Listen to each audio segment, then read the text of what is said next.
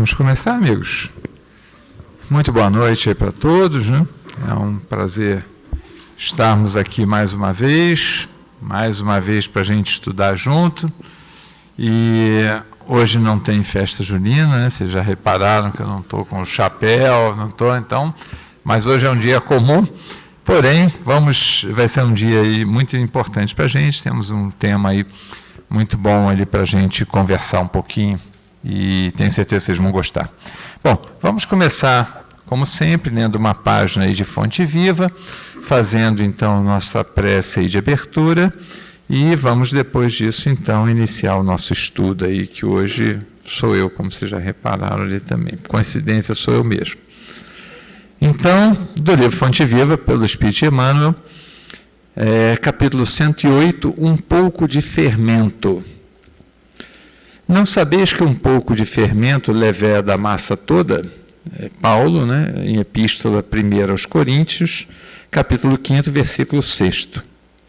Ninguém vive só. Nossa alma é sempre núcleo de influência para os demais. Nossos atos possuem linguagem positiva, nossas palavras atuam à distância. Achamos-nos magneticamente associados uns aos outros. Ações e reações caracterizam-nos a marcha. É preciso saber, portanto, que espécie de forças projetamos naqueles que nos cercam.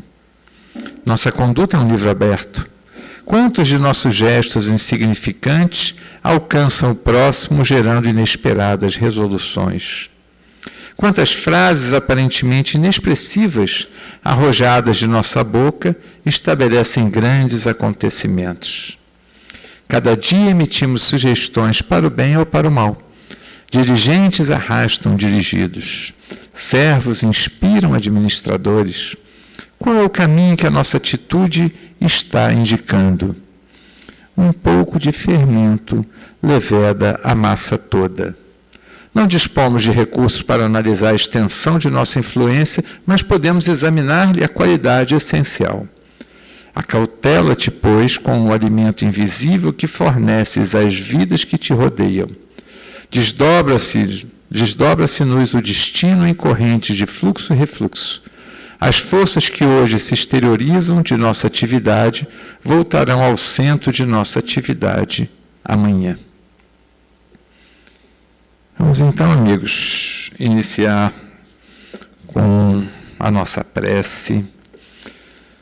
Vamos pedir a Jesus, nesse momento, que possamos nos assentar ao redor dele, a fim de ouvir-lhes as palavras, os ensinamentos, mas, sobretudo, as reflexões para transformações na nossa própria vida. Ó Senhor e Mestre, aqui estamos, buscando mais uma vez o teu regaço, mais uma vez aportando neste porto seguro que tu preparaste para nós, viajores que somos das travessias, das tempestades sem fim das nossas próprias vidas. Por isso te rogamos, querido amigo, nesse momento, pacifica nosso coração, para podermos elevar os nossos corações a ti, a fim de ouvirmos as tuas palavras, alojando-as, guardando-as com carinho dentro de nossos corações. Rogamos nesse momento a inspiração para que tu possas nos auxiliar em mais esse estudo, agora e sempre. Fica conosco, querido amigo. Graças a Deus. Bom, amigos, já acho que a última vez que eu estive aqui, até numa quinta-feira, né, estava vendo o Ralph falar sobre o céu e o inferno, né? E aí estávamos trabalhando também alguns artigos, e aí resolvi trazer esse tema aí para a nossa reflexão, né? E espero aí que vocês gostem ali do estudo do céu e inferno. Vou começar com uma introdução ao tema, né? Na verdade, uma passagem, né, que vocês acham até na internet, né, sobre o monge e o samurai. Então, vou começar dizendo para vocês qual é a passagem. Um guerreiro samurai conta uma velha história japonesa.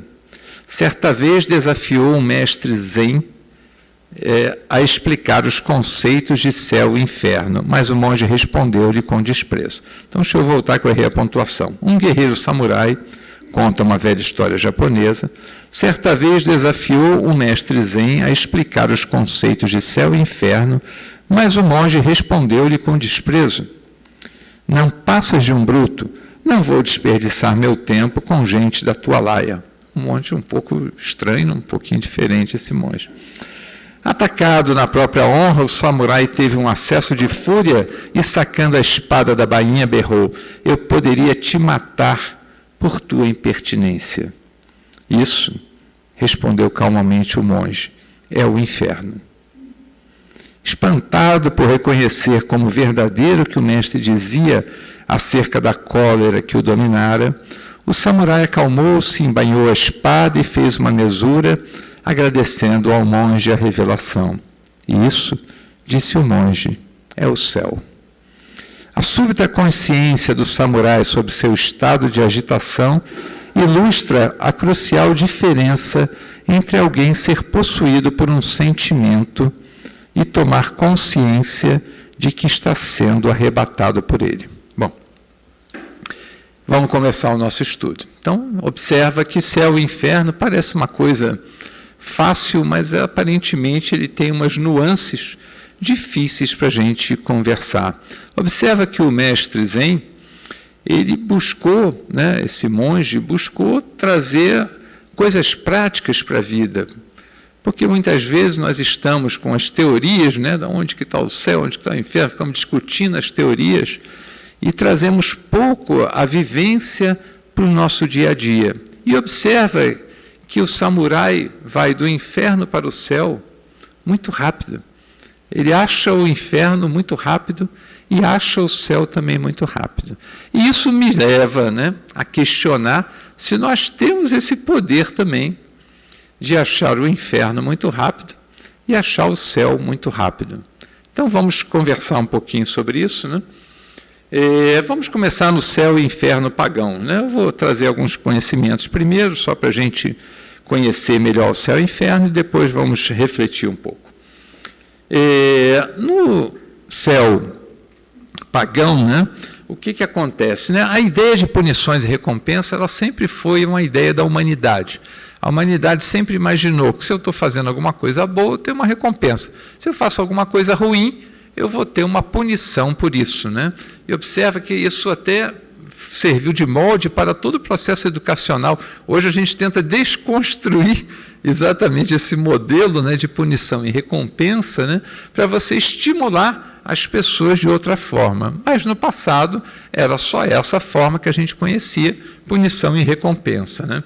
Então o céu dos pagãos era um céu com, primeiro, mulheres, o que me leva a crer que as mulheres não tinham céu, porque para ela era o inferno, porque para ela ir para o céu depois da morte tinha um monte de homem atrás dela, porque naquela época, no fundo, essa imagem de céu, ela vinha exatamente dos homens guerreiros e como eles enxergavam o céu. Então, o que é a recompensa? Então, eu vou morrer numa batalha. Qual é a minha recompensa por isso? E a recompensa que eu tenho para isso, eu vou ter as mulheres que eu quiser, vou ter bebidas que eu quiser, posso guerrear quantas vezes eu quiser. Esse é o meu céu. Observa que é um céu de barbárie, que era o nosso céu de 2.000, 3.000 anos atrás. Porque essa é a forma que eu tenho de recompensas do meu céu. E do inferno, O inferno é uma coisa interessante. Outro dia até estava conversando com meu filho sobre isso, e a gente tem uma ideia de inferno, é um lugar muito quente, mas em inglês tem uma expressão chamada as cold as hell, quer dizer, frio como o inferno. E é uma coisa curiosa até, porque no fundo, nos países mais gelados, o inferno é gelo, não queima, é o contrário, a pessoa arde no gelo. Quer dizer, então é curioso, observa que também é uma conjuntura da sociedade. Então o que é o inferno para mim? O inferno deve ser alguma coisa que queima ou alguma coisa que é um gelo insuportável, dependendo se eu vivo num lugar quente ou num lugar frio. Então essa era a primeira ideia de céu que a gente tinha de céu e inferno. O cristão veio, né, já num outro momento, e aí você tem um céu também muito estranho, que o céu é marcado pela ausência de trabalho, ou seja, é como se a pessoa trabalhasse muito, e como ela trabalha muito, observa, não tinha leis trabalhistas, não tinha essa coisa de descanso, não tinha, a pessoa trabalhar, e aí o que é o céu? O céu é um lugar que não tem trabalho, fico sem fazer nada, férias eternas, férias eternas, férias eternas. Então esse é o meu céu, né? Quer dizer, ou, em contrapartida, eu parto para as torturas, né? Também uma época, se a gente pegar toda a idade medieval. Então, o que a gente observa? Céu e inferno era relativo à sociedade naquele momento, e uma coisa que ela imaginava muito boa e uma coisa que ela imaginava muito ruim, né? Bom, vamos ao nosso céu e inferno, né? Então, eu trouxe aqui primeiro essa questão do livro, né? Vou tirar aqui, que já estou me enrolando aqui com esse negócio.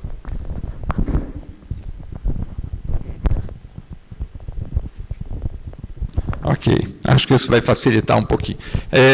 Então, trouxe algumas questões ali do livro Céu e Inferno, né? A capa do livro, né, a contracapa do livro Céu e Inferno, né, ela fala exatamente desse exame comparado das doutrinas sobre a passagem da vida corporal à vida espiritual, sobre penalidades e recompensas futuras. Então, Kardec se preocupa com isso, né, observa que esse é o 4º livro da codificação, né, depois dele só tem o livro A Gênese, né, onde Kardec vai tentar explicar, né, todo esse processo de criação do planeta, né, e das predições do Evangelho e os milagres, né, mas no 4º livro Kardec se preocupa em tentar contextualizar céu e inferno. Então Kardec dá uma aula sobre céu e inferno, começa a pegar céu e inferno desde os povos pagãos, né, e depois traz para a gente essa visão de penalidade e recompensa futura, e fala de anjo e demônio, e dá uma aula sobre isso, né, do que acontece depois da morte. E faz o principal ponto do livro, que é uma entrevista aos desencarnados. Então, ele classifica esses desencarnados, mostrando que os desencarnados estão em céus e infernos diferentes, e que não existe essa coisa do ou é céu, essa coisa binária, ou é céu ou é inferno, né? E Kardec, então, vem mostrar que existem diversos espíritos em diversos estados na espiritualidade. Então, a primeira coisa que Kardec fala é que céu e inferno é um estado de consciência, o que muda completamente a visão das religiões tradicionais, onde céu e inferno parecem lugares físicos, né?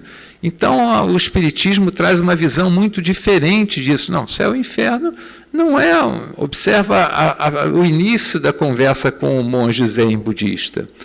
Observa, céu e inferno, o samurai não saiu do lugar. Ele estava no mesmo lugar e foi no inferno e foi no céu sem sair do lugar, mostrando que céu e inferno é uma coisa que está dentro da gente e não um lugar para onde a gente vai encontrar o céu e o inferno. Então, essa é uma das colaborações do Espiritismo, né? Portanto, o umbral não é um lugar para baixo. Aliás, essa visão, né, de céu e inferno, né, se a gente parar para pensar da ciência da época, a Terra era plana naquela época. Então, tudo que você enxergava é para cima e para baixo, né?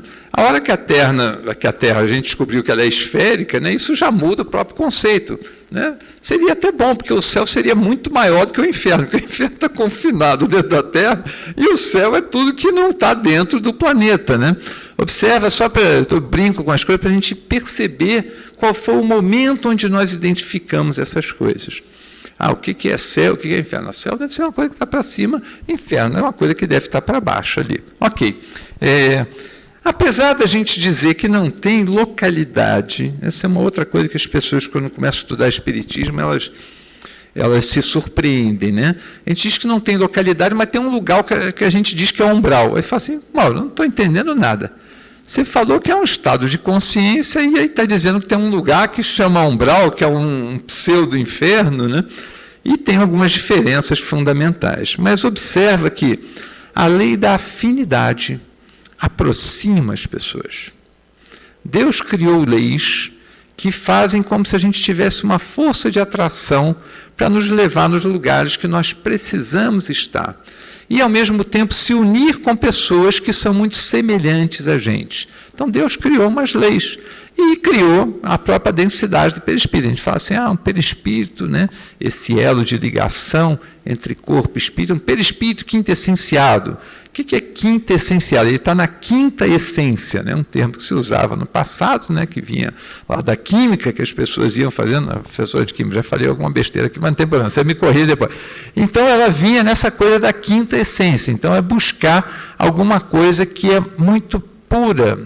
Obviamente, a gente conhece a lei da gravidade que puxa os corpos sempre para o centro do planeta. E, obviamente, os perispíritos mais densos vão andando naturalmente, a gente desencarna e vai andando naturalmente.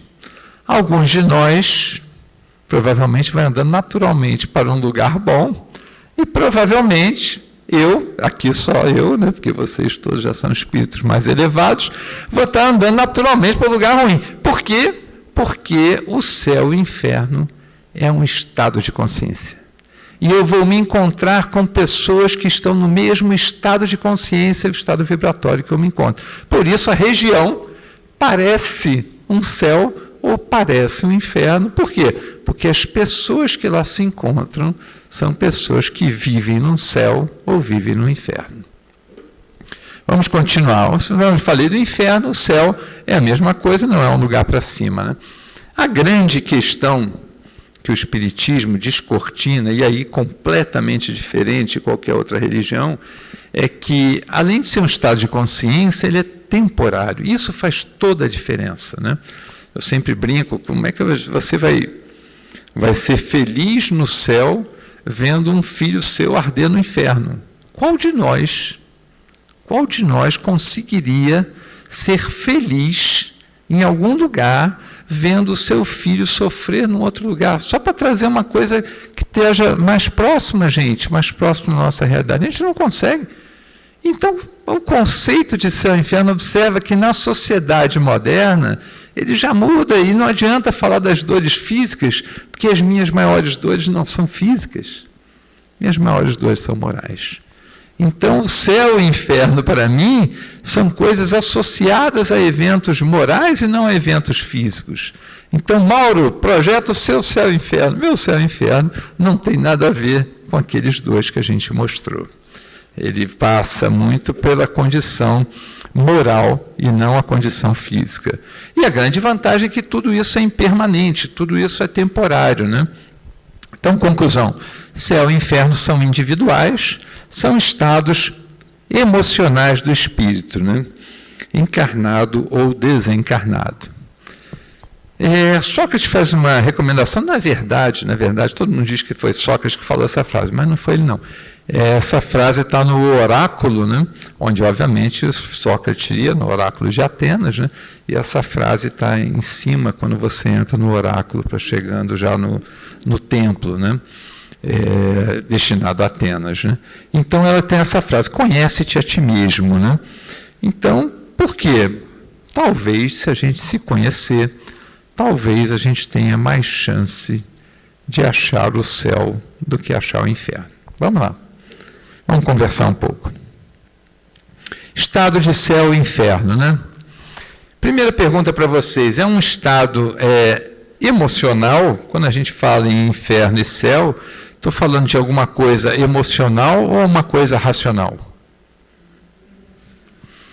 Emocional. Então, essa é uma coisa interessante. Então, céu e inferno, ninguém vai dizer, você está onde? Eu estou no inferno. Porque eu peguei aquela estrada aqui, quando eu fui para aquele caminho, ninguém vai falar isso na sua vida. Sempre vai ter um contexto.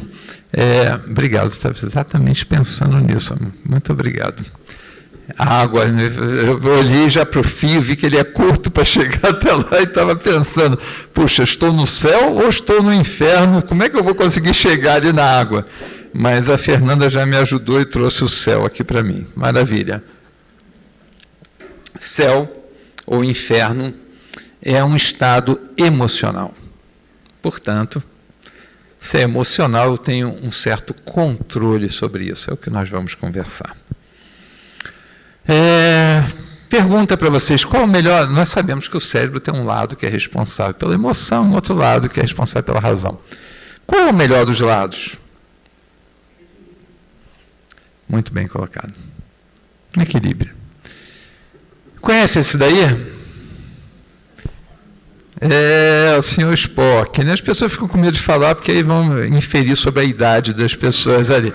Mas esse é o Spock, né? De Jornada das Estrelas, né? É, exatamente, né? O Spock. Qual era a característica do Spock? Razão. Ele era de Vulcano, né? Ele era um vulcano, portanto, era um planeta onde as emoções não existiam. E o Spock, portanto, era alguém que não tinha emoções. E ele foi ídolo para mim e para um monte de gente. Por quê? Por que a gente vai adotar o ídolo, alguém que mais se parece com um computador? Observe que coisa interessante, né? Por que ele era o ídolo? Naquela época, imaginava-se que a emoção era uma deficiência nossa e que nós precisávamos construir com a razão. Foi uma época onde a gente avançou, não esquece que não tinha nem computador, existia naquela época, e você foi avançando nesse processo cada vez mais, onde você tinha a pessoa emocional como uma pessoa que não é boa, ela não controla suas emoções. O homem não chora, né? Você pegar todo o estereótipo, é um estereótipo de trazer você para a razão. E o Spock, né, era interessante, porque ele exatamente representava o suprassumo disso, que era uma pessoa que não tem emoção, e a garotada toda, então, passou a tê-lo como ídolo, o que é estranho. Hoje ele seria um ídolo nosso? Olha que coisa interessante, né? O tempo foi passando, né? A sociedade foi se modificando, você observa que hoje ele não seria nosso ídolo mais. A gente olha como se estivesse vendo o filme do passado, mas não é o modelo que nós queremos hoje para a nossa vida. Isso, mas espera-se que não em Vulcano, porque lá todo mundo é assim, né? É verdade, né?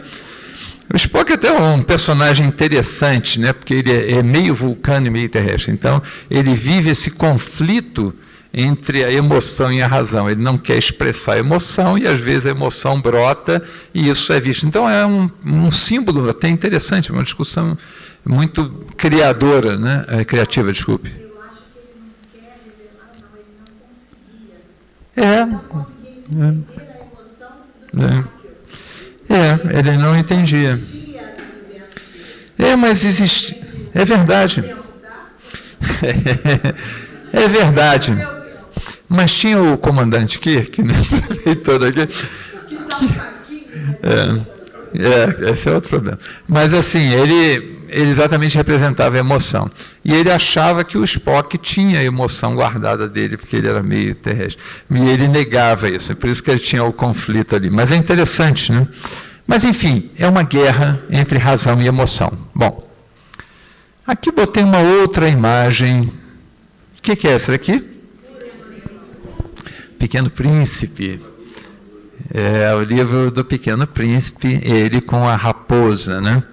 A raposa, então, é o símbolo da astúcia, né? E ela, então, ela passa, né, grande parte do livro, né, dizendo que ela tem um segredo que, quando ele se despedir dela, vai colocar esse segredo para ele, né? E diferentemente do que a gente imagina, que na verdade é a continuação do segredo, né, que ele diz assim, tu te torna eternamente responsável por aquilo que cativas, né? Mas essa é a continuação do segredo, porque na verdade o segredo dela é exatamente esse, né? Muito simples, só se vê bem com o coração. O essencial é invisível para os olhos. Esse é o grande segredo da raposa para o Pequeno Príncipe. Olha, vou te dar um grande tesouro para você. Ó, o essencial é invisível aos olhos. Então, as coisas que você está procurando com os olhos, que são de domínio da razão, são o domínio da razão, o domínio da matéria, as coisas que eu estou vendo, que eu estou fazendo, essas coisas não são as coisas importantes, porque o essencial é invisível aos olhos, só se consegue ver bem com o coração. Então, essa frase da raposa muda a vida dele. E aí ele passa a olhar para a Rosa, quem conhece ali o livro do Pequeno Príncipe, passa a olhar para a Rosa de forma diferente, porque ele começa a ver que a busca dele é uma busca racional, e a busca racional não ia trazer o grande tesouro, que era a busca emocional dele. Mas esse fica para um outro momento ali. Eu trouxe um dos livros aqui também, né, famoso, Daniel Goleman, né, sobre inteligência emocional. E ele coloca assim, ele vem falando sobre o passado, né, mas o que importa assim, é que ele termina dizendo assim, ó, o passado era assim, hoje o que nós precisamos é encontrar o equilíbrio, né, que foi o que vocês falaram, entre as duas, né? E essa outra frase dele também, né? O objetivo é o equilíbrio, não a supressão das emoções. Né? Então, naquela época que as pessoas, e observe que nós somos espíritas, nossa religião é uma religião de razão. Não é. Não é. Cuidado que nós não queremos nos transformar em Spocks. Não somos. E não queremos ser. A nossa religião é a religião da razão. Kardec é a razão encarnada. Não é, cuidado com isso. Kardec trouxe uma visão racional para aquilo que era completamente emocional, que era a religião, porque a religião era supra-racional. Kardec traz essa colaboração para o âmbito da razão, o que absolutamente não quer dizer que a razão seja mais importante que a emoção. Daí a frase do Goleman, você tem que ter os dois. E é com esse equilíbrio entre os dois que a gente vai conseguir achar o céu. Então agora vamos começar. A felicidade vai estar nesse equilíbrio entre emoção e razão. Mas vamos falar um pouquinho. Assim, observa que ele coloca, né? É necessária emoção na dose certa, sentimento proporcional à circunstância. Quando as emoções são sufocadas, eu gosto muito dessa última frase do Goleman, quando as emoções são sufocadas, geram embotamento e frieza. A gente conhece pessoas assim, né? Observa os momentos, né? A pessoa está... Aliás, hoje até a Fernanda estava falando ali fora, a pessoa está vivendo uma dor profunda, né? A pessoa está experimentando, desencarnou aqui a minha mãe. Aí você diz para a pessoa assim, mas o Espiritismo ensina que a desencarnação não existe, que isso daqui é tudo besteira. Pode ler, eu vou te dar um livro para ler que você vai adorar e vai sair dali quicando de alegria. Aí você olha assim, amigos, tem algo errado. Tem algo errado nesse processo. Isso não é Espiritismo. Isso não é Espiritismo. E isso aqui é uma coisa interessante. Nós não queremos ser pessoas frias. Nós precisamos entender a dor do outro. Precisamos ter essa empatia, a compaixão, entender a dor do outro. Se você não sente essa dor, ótimo. Se você não sente essa dor, a dor do outro é a dor do outro, não importa. E o abraço, o aconchego, a solidariedade, aquela hora que você não fala nada, é só abraço, e a pessoa se sente confortada, fala, eu estava precisando disso. Aí fala assim, mas eu não falei nada, mas eu precisava até mesmo do teu silêncio nesse momento. Observa que há inúmeras formas, né, de você demonstrar isso, e não é com razão. E, quando escapa do nosso controle, ela se torna patológica. Essa é uma outra coisa. Não, você bateu no outro. Eu bati porque eu sou assim mesmo, eu sou uma pessoa muito emocional. A pessoa fala comigo, não tem problema, eu dou logo um soco e resolvo esse problema. Observa, também não é o exemplo, não é o modelo que a gente quer para a nossa vida. Falar um pouquinho de culpa, né, e auto-perdão, né? Uma das palestras que eu acho que eu vi assim, que mudou muito a minha forma de pensar foi exatamente do Haroldo Dutra Dias, né, que ele uma vez comentava sobre essa questão do perdão, né, e ele explicava então a passagem do perdoa-nos na medida em que nós perdoamos, né, e eu achava isso uma coisa muito... Eu via isso talvez de uma forma muito racional. E ele mostrou assim, que falou assim, não, é através do perdão do outro, deixa eu ver se é isso que eu falo, é através da prática no perdão do outro que nós aprendemos a nos perdoar. Existe uma teoria de que a gente identifica, bom, Jesus também falou isso, identifica com facilidade o problema no outro que é o nosso problema. Então, por que a gente vê com tanta facilidade o problema do outro? Porque aquele é o nosso problema e nós não conseguimos ver o nosso problema, mas é aquele. Se você quer saber qual é o teu problema, é fácil, basta você ver as coisas que você está reparando no outro, porque a psicologia indica que o que você repara no outro é aquilo que você tem. Então, dá uma checada, porque provavelmente a gente tem essa dificuldade, por isso que eu reparo assim, ora, se eu tenho essa dificuldade e perdoo o outro, eu também aprendo a me perdoar. E essa é a grande sacada do Haroldo. Ele olha assim, esse processo de perdão do outro é o que nos leva a nos perdoar as nossas culpas. Por quê? Porque as culpas estão associadas a uma coisa que eu fiz e não me perdoo. Mas se eu tenho o mesmo problema do outro e eu perdoo o outro, ele fez uma desgraça comigo, eu olho para ele e falo assim, paciência, isso acontece, isso é da vida. Não guardo nenhuma mágoa, acho que isso é assim mesmo. Eu, neste momento, onde eu desenvolvi a capacidade de perdoar o outro pelo problema do outro, que é igual ao meu, eu me perdoo também. Essa é a grande sacada do Haroldo. Então, a melhor fonte para a gente se livrar das nossas culpas pretéritas é exatamente exercitar o perdão no outro, porque com isso a gente consegue se perdoar e, portanto, transformar nosso inferno num céu. Lembra que eu falei que o inferno e céu são coisas emocionais? A partir do momento onde eu tenho um sentimento de culpa, eu vivo no inferno. Qualquer que seja, eu não consigo dormir, eu não consigo ser feliz, eu não consigo andar na rua, eu estou no meu inferno. Como é que eu saio do inferno para o céu? Eu tenho que perdoar as minhas culpas. E para perdoar essas culpas, como Haroldo fala, a melhor saída é exercitar no outro. Exercitando no outro, nós vamos sair, então, do inferno para o céu. Bom, eu não queria que esse nosso encontro fosse um encontro teórico.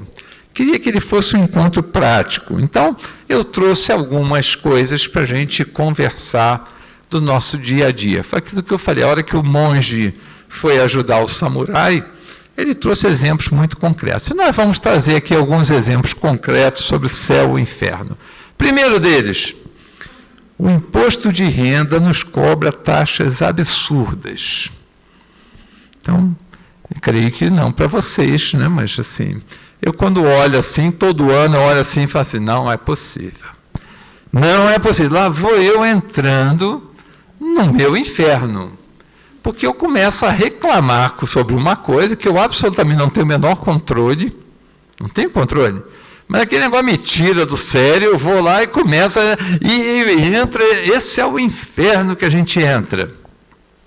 Pergunto, o que Jesus falaria sobre isso? Por isso que eu botei sempre ali o bebê e botei aqui o Jesus. Então o bebê está ali no inferno, né? Está ali desesperado, falando assim, o imposto de renda, meu Deus do céu, não dá para viver com esse imposto aqui, não dá.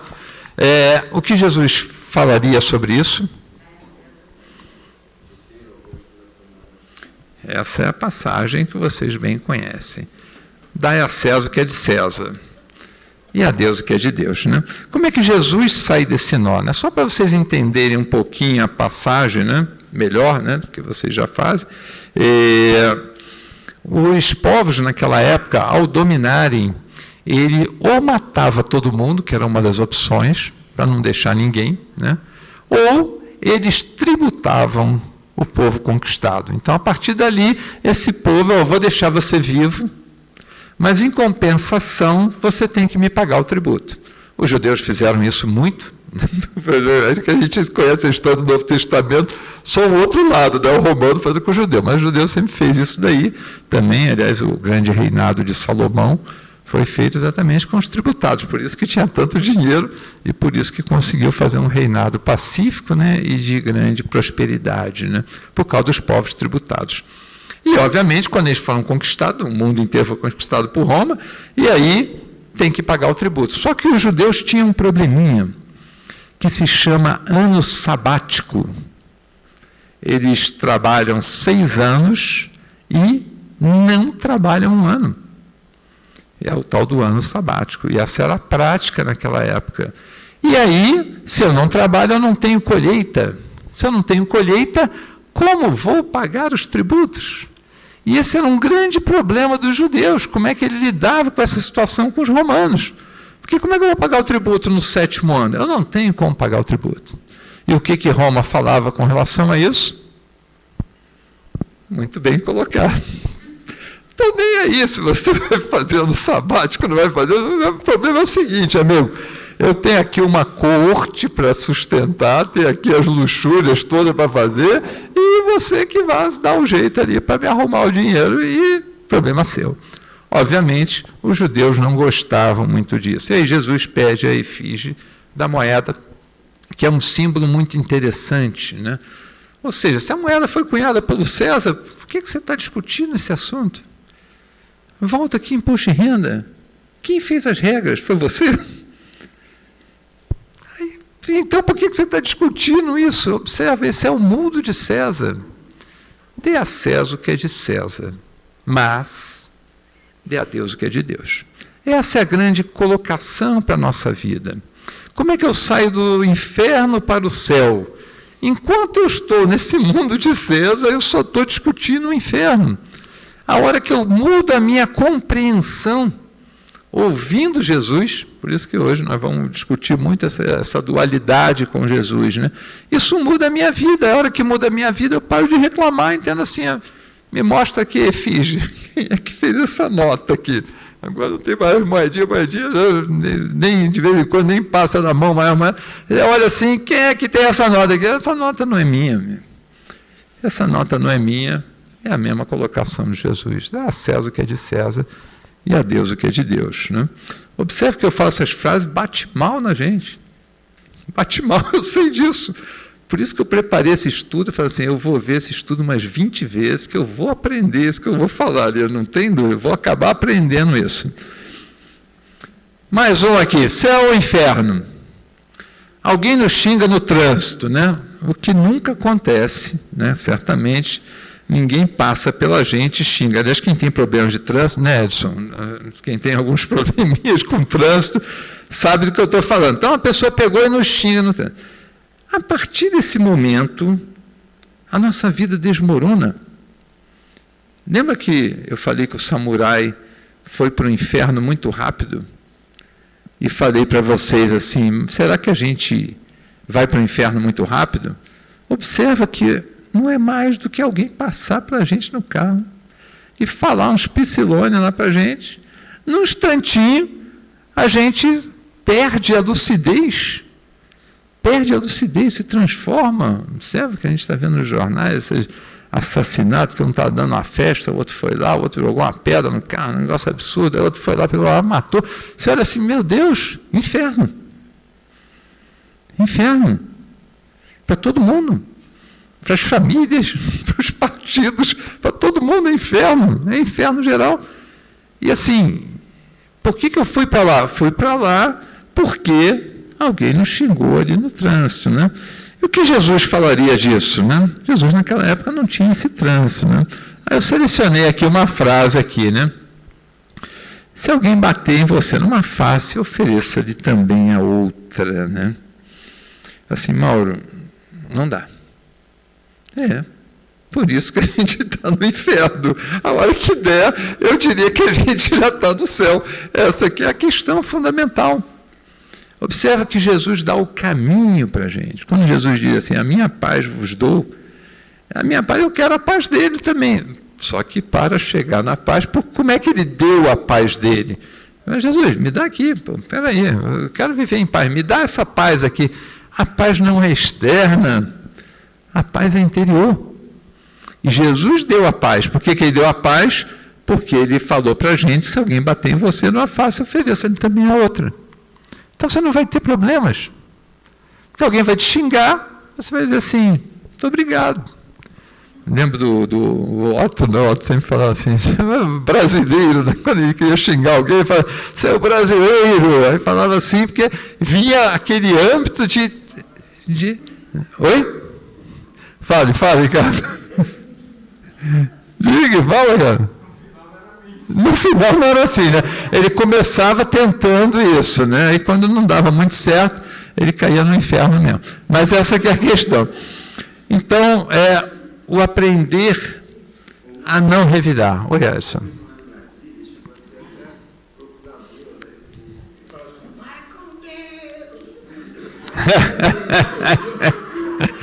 Aqui era um Deus, vai com Deus, aquele Deus carregado, né? Aquele Deus que só começa com D, mas não era bem Deus que você queria dizer, né? Entendi, perfeito. Bom, vamos mais um ali. Mais agora no céu e inferno. Vamos pegar o inferno. Alguém vem discutir, isso não acontece com vocês, claro.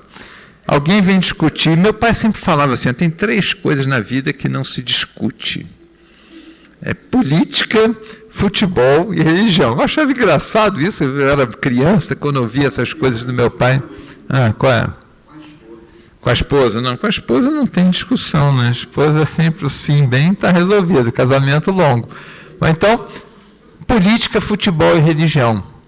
Por quê? Porque são coisas que trazem paixão. Lembra que eu falei da emoção?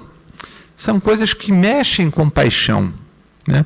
E como mexem com paixão, com um envolvimento emocional muito elevado, se você não tiver um equilíbrio para lidar com isso, obviamente você vai se destemperar. Quando você vê, você entrou naquele mesmo clima.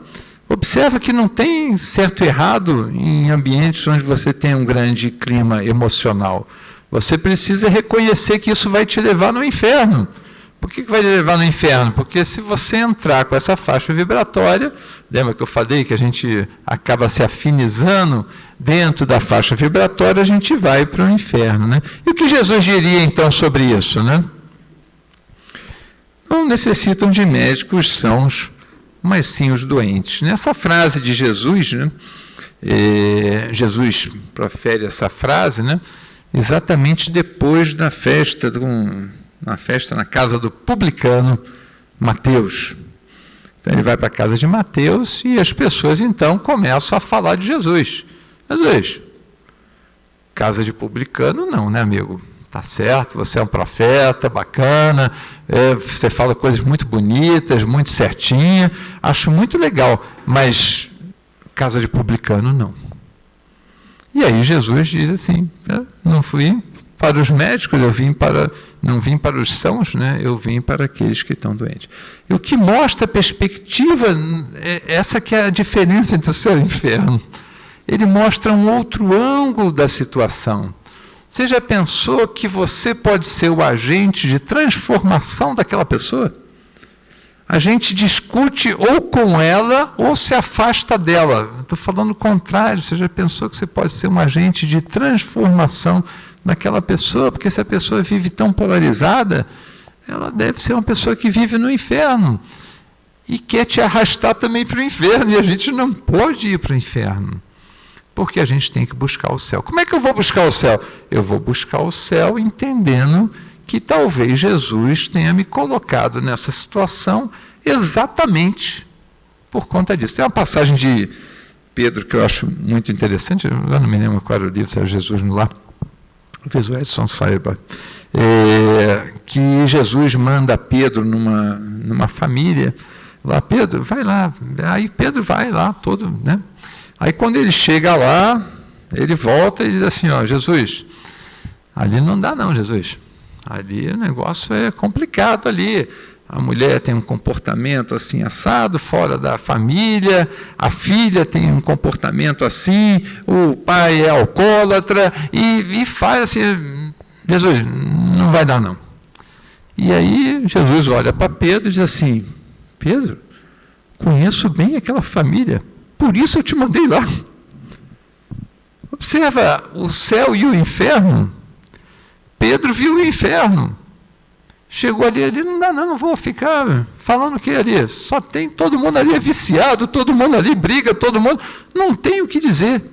Observa, Jesus olha para ele e fala assim, sim Pedro, conheço bem, por isso que eu te mandei lá. Isso que parece uma coisa de passagem de evangelho, né? É uma coisa do nosso dia a dia. Será que Jesus não nos mandou lá, sabendo exatamente disso? Para que a gente pacificasse o inferno, ao invés de eu entrar no inferno, né, agora pensar um pouco nisso, será que eu não deveria exatamente ser um agente de transformação daquele momento. Vamos pegar mais um céu e inferno aqui. As pessoas nos tratam como se não existíssemos. Né? Fala assim, Mauro, você falou de um monte de coisa, a pessoa me ofendeu, a pessoa não sei o quê. Amigos, o que é o contrário de amor? Qual é o oposto de amor mesmo, só para eu saber? Indiferença, né? Não é o ódio. Esse é um erro muito comum que as pessoas têm, né? Achar que o ódio é o contrário do amor. Não é. O contrário é a indiferença. Então, a maior agressão que a gente pode sofrer é ser tratado como se a gente não existisse. É a pior agressão. Observa que não é aquela agressão que você está acostumado, falando, bater o outro, não sei o que. Você é tratado como um nada. Como um nada. As pessoas não olham nos seus olhos. Você entra na empresa, as pessoas nem sequer olham para você. Aí você vai se sentir no último, né, inferno. Você vai se transportando para o inferno. Porém, Jesus, o Filho do Homem, não veio para ser servido, mas para servir. Observa, o Filho do Homem, ele falando de si, né, o Filho do Homem, não veio para servir, mas para ser, não veio para ser servido, mas para servir.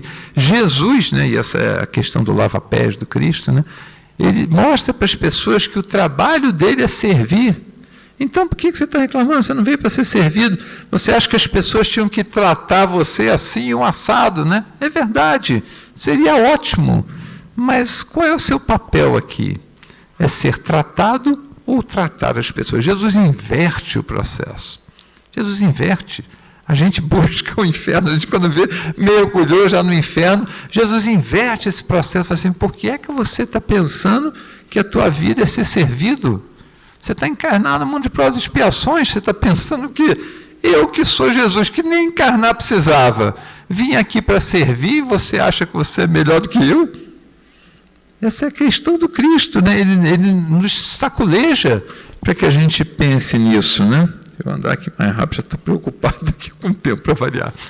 Alguém com sarcasmo nos pede provas sobre o espiritismo, né? Isso até hoje em dia já não é tão claro, né?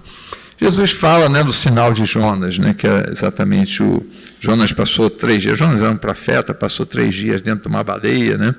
É uma das histórias do Antigo Testamento. Aí ele diz que só posso dar o sinal de Jonas, que era voltar no 3º dia, né, após a crucificação. Juízes nos condenam por algo que não fizemos. E aqui tem essa visão mais lato do que é o juiz. Eu não estou falando na corte, que a gente sempre imagina alguma coisa criminal, né, que foi condenado. Não, mas as pessoas nos julgam o tempo todo e nos condenam por algo que nós não fizemos. E aí, qual é a primeira impressão que a gente tem? Inferno, né? É a hora que a gente vê isso, a gente já vê, mergulha logo no inferno, né? E Jesus? Jesus, esse é um sermão, aliás, vamos estudar isso na GET, né? No alto da cruz. Pai, perdoa-lhes, pois eles não sabem o que fazem. Observa a visão do Cristo diferente. E claro que Cristo foi julgado, aquele julgamento não existe, todo mundo sabe disso, que o julgamento não existe. Qual é o julgamento? Vai condenar Jesus pelo quê? Jesus não fez nada, como é que eu vou condenar a morte? Né?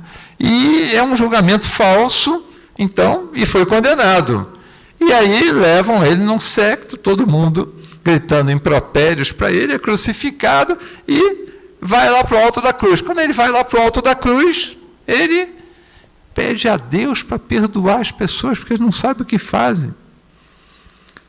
Observa, essa é a diferença do céu e do inferno.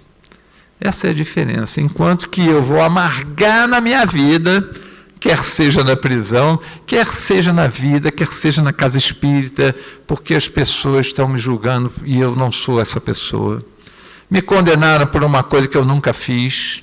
Disseram que eu falei uma coisa, eu nunca falei isso. Isso me destempera, me leva para o inferno. Jesus resolveu esse problema. Ora por aqueles que vos perseguem e vos caluniam. Então Jesus resolve esse problema. Jesus está no inferno? Do alto da cruz eu diria, não, não. No alto da cruz, preso, pregado, diz assim, não. Jesus continua no céu, pregado na cruz. Diante de perda de pessoas queridas, né? Então, Então, também uma outra passagem que nós vamos estudar na GET, né? Em verdade eu te digo, hoje estarás comigo no paraíso, né? Em verdade te digo, hoje estará comigo no paraíso. Então, se a gente pensar na encarnação, né, como sendo algo material, alguma coisa, a vida termina aqui, então uma pessoa que partiu, me coloca no inferno, né? Quantos de nós, né, a gente sofre tanto com perda de pessoas tão próximas a gente, né, mexe com a gente, e quantas pessoas se desviam do caminho exatamente nesse momento, se perdem, não tem mais rumo, ficam no inferno. Eu não consigo viver assim, porque Deus me levou, os outros me lembram quantas vezes, até mesmo às vezes nos enterros, as pessoas gritando assim, Deus me tirou essa pessoa, eu não podia de jeito nenhum, Deus, eu não acredito mais em Deus. Aí eu olho assim para isso e falo assim, o que é isso? Isso é o inferno. Qual é a visão de Jesus?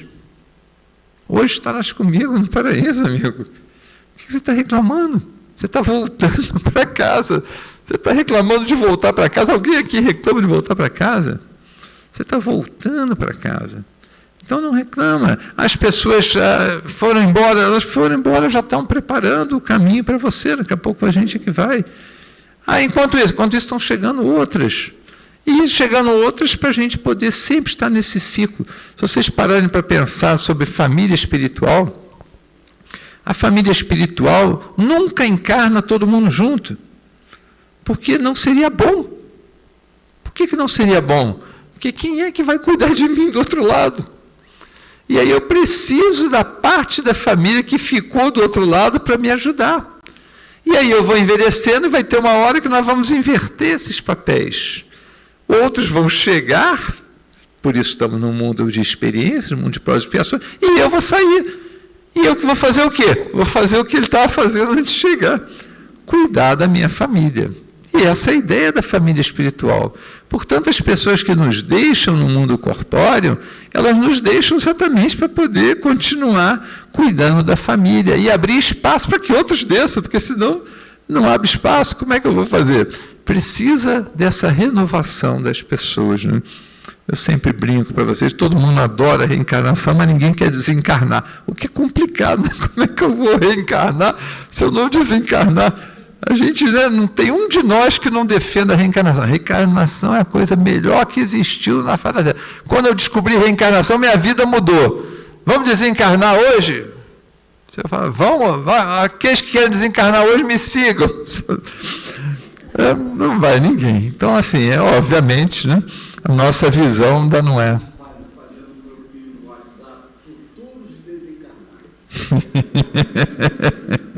É verdade, essa. Vamos continuar então, né? Vamos pegar. Esse é o melhor bebê que eu achei, mas aí, a cara de desespero dele é uma coisa fantástica, né? Diante da possibilidade da própria morte, né? A gente está falando de perda de pessoas queridas, né? Agora estamos falando da gente morrer, né? Aquele que crê em mim tem a vida eterna, né? Então, aquele que crê em mim, se você acredita naquilo que Jesus falou, eu tenho a vida eterna. Então, toda essa questão de perda, eu sempre uso essa palavra, né, exatamente provocativa, porque não tem perda, no fundo só tem ganho, né? Tudo que a gente imaginar na vida não tem essas perdas, a gente está sempre ganhando, né? E a nossa desencarnação, ela é sempre uma oportunidade, né? É uma volta para casa, e é uma oportunidade de repensar as nossas coisas e refazer as nossas coisas, né? As grandes mudanças das nossas vidas, vou falar isso para vocês, assim, olhando nos olhos, as grandes mudanças das nossas vidas ocorreram nos momentos de crise. Passa uma reflexão na vida de vocês. As grandes mudanças ocorreram nos momentos de crise. Foram os momentos de maiores crescimentos da nossa vida. Por quê? Porque eu tive que refletir e mudar a minha vida. Por isso, fim à crise. Como é que eu resolvi a crise? Eu resolvi a crise mudando a minha vida. E aí, para quê? Para sair do inferno. Porque eu não queria mais ficar no inferno e mudei a minha vida. E quando eu desencarno, eu vou para um outro mundo. Aí eu olho assim, puxa, mas eu queria ficar aqui. É verdade. A gente vive aqui como se fosse eterno, mas nós somos eternos espíritos. E precisamos enxergar que isso vai nos levar a outras transformações, outras mudanças, e as mudanças serão muito boas para a gente. Nós vamos aprender. Mauro, mas eu não podia largar aquela pessoa de jeito nenhum. Mas o desapego é algo importante também que eu tenho que aprender. E aí a vida vai ter que me ensinar isso. Eu quero ser um espírito puro, eu vou ser um Jesus. Todos nós temos certeza que vamos ser um Jesus. Mas como é que eu vou ser Jesus? Porque Jesus é desapegado. Como é que eu faço então? Então tenho que me desapegar. Mas já estou me desapegando das coisas. Já me desapeguei do meu violão. Testemunha disso, já desapeguei mais ou menos, né? Mas já desapeguei do meu violão, que era uma coisa fundamental na minha vida. Hoje já não ocupa esse lugar todo. Talvez ainda falte um pouquinho só do desapego final, né? Mas assim, observa, já é alguma coisa. Mas desapegar das pessoas é mais difícil. E nós todos sabemos o quão difícil é. Então, mas a desencarnação vem para nos ensinar outras coisas que a gente não está conseguindo aprender. Não conseguimos trabalhar porque nossos filhos estão nos enlouquecendo. Esse é o home office, né? Quando a gente fala em home office, vamos trabalhar em home office. Home office é isso. Meu Deus do céu, aquela confusão, e a gente em casa ainda tem os animais, né? Que eu estou só falando dos filhos, ainda tem cachorro, gato. Deus nos acuda lá em casa ali. Então, assim, esse é o home office, né? Como é que eu faço assim, né? Meus filhos não me deixam trabalhar, estão enlouquecendo, né? Deixai vir a mim os pequeninos e não os impeçais, porque o reino dos céus é daqueles que se assemelham, se lhes assemelham. Bom, Jesus é uma pessoa interessante, né? Ele é um profeta. O profeta não fala com criança. O profeta não fala com criança. Então, observa assim, judaico, né? O profeta não vai falar com criança. Aquela confusão. Jesus é profeta, um monte de gente para Jesus curar, não sei o quê, e vem umas criancinhas encher o saco do Cristo. Vem lá assim, Jesus aqui vem. E Jesus, obviamente, os apóstolos olham para isso e falam assim, Jesus, não quer falar com Jesus, que você é criança, vai lá brincar ali e tal. E Jesus diz, então, para deixar as crianças.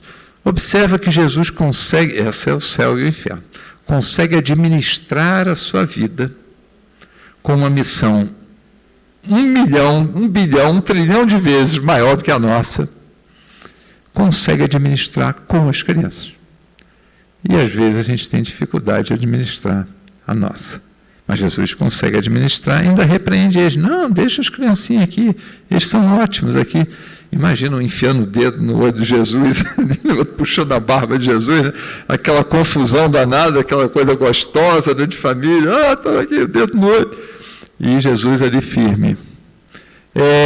Céu ou inferno? O trabalho me absorve completamente, fico estressado. Aí fala assim, trabalho, como é que eu faço ali com o trabalho? É uma confusão, as pessoas sugam minha última gota, enquanto eu estou lá, não tem jeito, esse é meu inferno. Meu pai trabalha incessantemente e eu trabalho também. Amigos, Jesus trabalha e vivia no céu. E acho que o trabalho dele parece ser mais importante que o meu. Então, por que é que eu fico estressado? E Jesus tirava isso de letra. Eu falo assim, por quê? Como é que pode? Eu não tenho tempo. Como é que Jesus tem tempo? Aí fala assim, mas Jesus não precisa porque ele não tem. E aí entra a outra questão. Apesar de tanto trabalhar, quando chega o final do mês, não tem dinheiro para nada.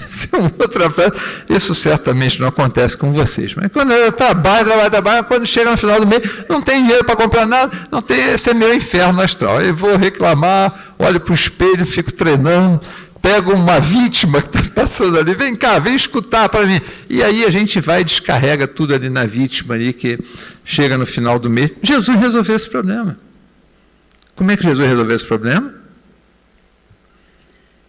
O Filho do Homem não tem onde reclinar a cabeça. Então está resolvido. Eu não tenho nada. Se eu não tenho nada, por que eu estou estressado? Eu não tenho nada.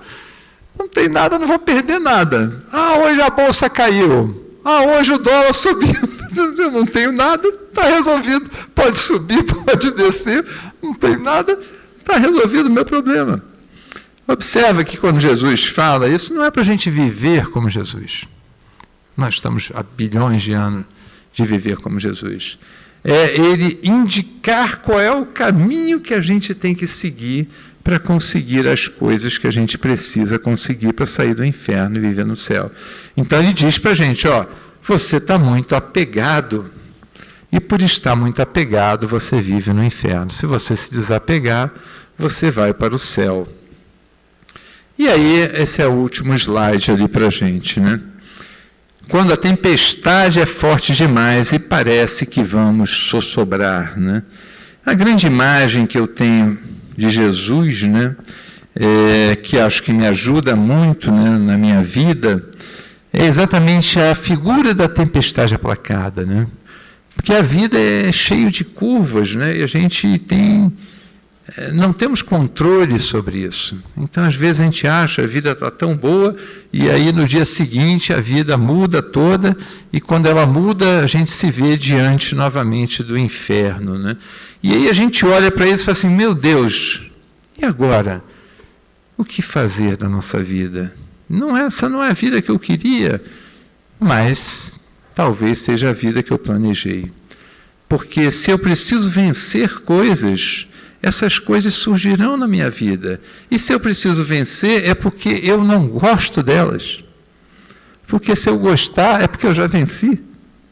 Eu começo a gostar exatamente quando eu venço os obstáculos. Quando os obstáculos chegam, o primeiro efeito que traz para a gente é nos empurrar para o inferno. Mas se a gente consegue mudar essa nossa visão, se a gente consegue enxergar a vida de uma forma diferente, de uma forma mais educacional, de uma forma plena de oportunidades, se a gente consegue se ver como um espírito imortal, a nossa percepção muda.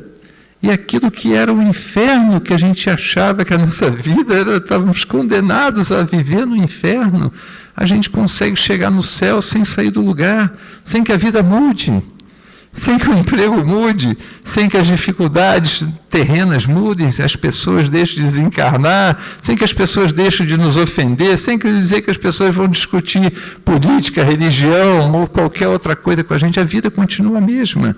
Porém, nós mudamos. Por que nós mudamos?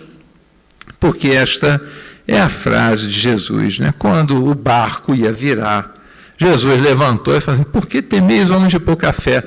Então, levantando-se, repreendeu os ventos e o mar e seguiu-se uma grande bonança. Essa que é a descoberta do céu nas nossas vidas, né? Como é que a gente consegue enxergar que por trás disso tudo tem Jesus? Por trás de tudo que acontece na nossa vida tem Jesus. E quando a gente olha para a tempestade, tem Jesus. E quando a gente acha que o barco vai virar, aí Jesus diz, chega. Amigos, era a mensagem que eu tinha para trazer aí para vocês. Espero que tenha sido útil para a gente transformar aí as nossas vidas, né, de infernos que a gente acaba vivendo no dia a dia, para um grande céu, né, que a gente consiga ser mais feliz, que é o objetivo de todos nós.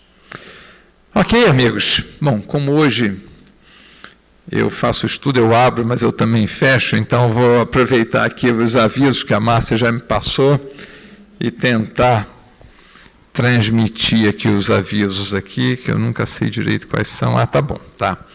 Bom, das palestras todas, né, estamos todos nós já no modelo presencial, vocês já sabem. O bazar nosso... eu queria começar por uma coisa que eu acho que nem está escrita aqui, deixa eu ver. Não está, não. Começar a agradecer as pessoas, né, que vieram aqui na festa julina, agradecer muito, tudo, né? Agradecer as pessoas que doaram tantas coisas deliciosas. Ainda hoje a gente estava conversando com saudade dos quitutes, né? Isso realmente fez falta hoje, mas assim, agradecer muito as pessoas que doaram, agradecer muito as pessoas que trabalharam aqui, né? Impressionante, né? O trabalho ali na festa, nossa festa julina, sábado passado, fiquei muito impressionado com a beleza, né? O esmero que nós tivemos, né? Que os trabalhadores tiveram, né? Para fazer aquilo, uma coisa me deixou muito impressionado, né? E agradecer as pessoas que vieram, né? As pessoas que vieram, contribuíram e transformaram a festa numa festa muito alegre, né? Claro que nós conseguimos arrecadar aí bastante, né? Mais do que a gente até imaginava, né? Mas o principal nosso é ver a alegria das pessoas junto, brincando, dançando, transformando os infernos nos céus, né? Eu acho que isso foi uma conquista das pessoas que conseguiram vir aqui. E para aqueles que não conseguiram, mas ficaram vibrando aí pelo trabalho também, nosso muito obrigado. Então, queria agradecer a vocês. O bazar está funcionando nas segundas e quintas-feiras, né, de 14 às 17, aqui na frente, né, aqui na Casa Histórica, né. Continuamos precisando de trabalhadores para o Pimentel, já alguns aqui presentes já se voluntariaram, né, para trabalhar no Pimentel. Nós vamos retornar aos nossos trabalhos no Morro do Pimentel no dia 1º de outubro, né, então estamos nos preparando e é sempre um momento, né, de grande oportunidade para a gente, aquilo que a gente falou, né, de céu e inferno, né, é o momento da gente ter a oportunidade aí de ajudar, de conhecer mais a vida das pessoas mais necessitadas, né, e isso é de grande valia para todos nós. Então, aqueles que estiverem interessados, nos procurem, né. Na parte da AME, né, da AME de Teresópolis, então, na Associação Médico Espírita, nós temos, então, no dia 24 de julho, às 10 horas, né, o Dr. Fernando Figueiredo, ele vai falar sobre o tema reencarnação e adoecimento, e vai contar o caso do Adelino Correia, né. Então, o Dr. Fernando vai estar no dia 24 de julho, às 10 horas. Devo estar esquecendo, além de... mas tem alguma outra coisa que eu estou esquecendo, cantina funcionando, já vi ali o pessoal da cantina ali, funcionando ali a contento, com certeza, e guarda um pão de queijo para mim aí no final, obrigado. Vamos então, assim, a pergunta que não quer calar, mas eu acho que não. Alguém nos visita hoje pela primeira vez? Não, né? Pois não, como é que vai? Tudo bem? Como é seu nome? Marta. Como vai, Marta? Tudo bem contigo? Muito prazer ali conhecê-la, espero que tenha gostado ali do estudo. E querendo também alguma informação aí sobre a casa e tal, será um prazer para a gente ajudar. Tá bom, Marta? Muito bem-vinda. E mais alguma coisa? Estudo sistematizado da doutrina espírita. Vamos começar, já estamos com as inscrições ali, né? Já estamos quase encerrando as inscrições. E vamos começar agora no final de julho, né? Última semana de julho. Qual dia? 29 de julho, estaremos aí fechando, turma presencial, né? Portanto, vamos voltar ao nosso ESD presencial, aí, se Deus quiser. Mas muito bem colocado, aí, quem ainda desejar se inscrever, é só falar ali com o Edson ali, tá? Ok, amigos, vamos então... Vou pedir ao Carlos aqui para nos fazer a nossa prece ali final, nossa prece de agradecimento. E depois, então, da prece, nós vamos encerrar aí a gravação, né? E vamos passar para a sala de passe, né? Vamos iniciar o nosso trabalho de passe. O Edson, então, comandará o trabalho. Tá? Por favor, Carlos.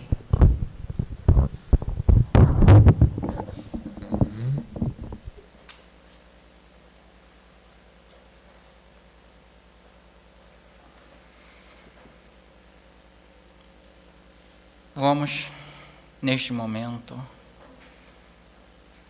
harmonizar nossos pensamentos, conectá-los às nossas emoções e abrir nossos corações à mensagem do Mestre Jesus, que jamais cessa